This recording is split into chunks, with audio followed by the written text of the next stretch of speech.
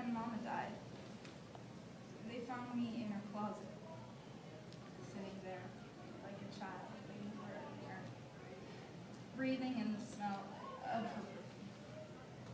God, it was a mixture of cigarette smoke and vodka.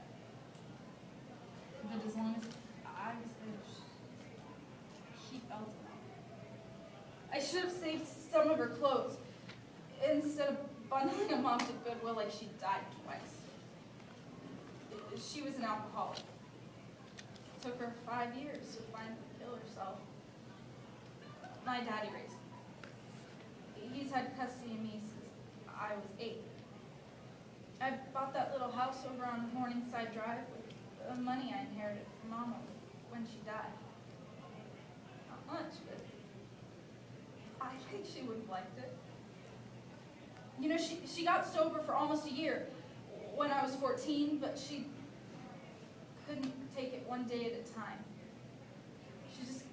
All she kept looking at was the big picture. And sometimes the big picture is just too much to look at and it still won't. And so finally, she died of cirrhosis of the liver due to complication with alcohol 3 years ago today. And I wrote and I told Oprah. I didn't even expect to hear from her, but I just think maybe even Oprah wants to hear it firsthand. I think she worries sometimes because she doesn't have any children. And so I wrote her about Mama. I told her about the book club and how we've been together for years and how it sometimes happens that your real mother isn't always your birth mother. I should have told you all about Mama. It's just not the kind of thing you begin a conversation with. Well, hi there. My mother died a miserable alcoholic. How are you? It's just easier telling Oprah.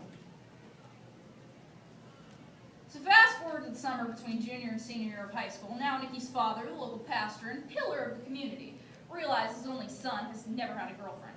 And so he goes through hell and high water and countless daughters of the American Revolution to find one.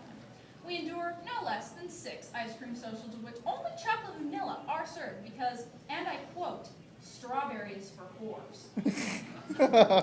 Ultimately, none of the lovely corn-fed young ladies hold the young man's interest.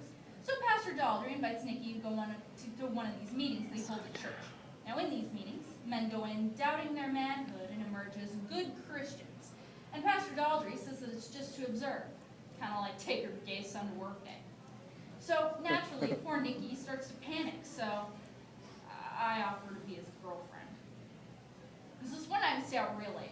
I don't know, 9:30. Remember when 9:30 was late? And we sneak up onto the porch and we're pretending to shush each other and giggle. And we're actually whispering things like, okay, giggle on 3, ready?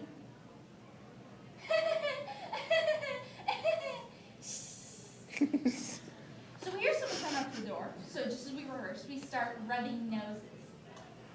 And Pastor Daldry bursts through the door and demands, "What's going on here, children?" So we tell him the truth. Nothing. He gets this huge grin on his face, smacks his son on the shoulder, and from that moment on, Nikki and I are a couple.